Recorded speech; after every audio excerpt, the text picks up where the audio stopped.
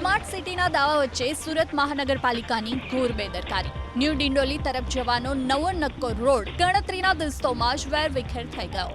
આજે સવારે રોડ પરથી પસાર થતું માટી ભરેલ ડમ્પર રોડમાં ધસી ગયું। ટીવી સ્ક્રીન પરના આ ડ્રોન દ્રશ્યો જુઓ, જાણે ભૂકંપ આવ્યો હોય તેમ। આશરે 500 મીટર જેટલા રોડ પર મોટી મોટી તિરાડો પડી। એટલું જ નહીં, રસ્તાની બરાબર વચ્ચે 3 ફૂટ જેટલો ઊંડો અને પહોળો ખાડો પડી ગયો।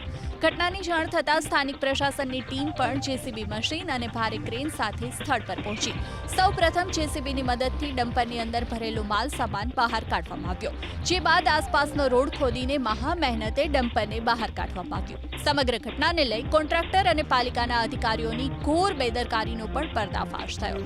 સ્થાનિકોનો આરોપ છે કે રોડ બનાવતી વખતે બેઝ મટીરિયલમાં ભારે ભ્રષ્ટાચાર કરવામાં આવ્યો છે, જેને લીધે જમીન અંદરથી પોલી રહી ગઈ અને આખો રોડ બેસી ગયો।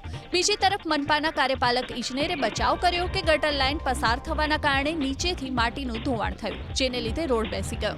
સવાલ એ પણ થાય છે કે અત્યારે શહેરના રસ્તાઓની આવી હાલત છે તો પછી ચોમાસામાં કેવી હાલત થશે?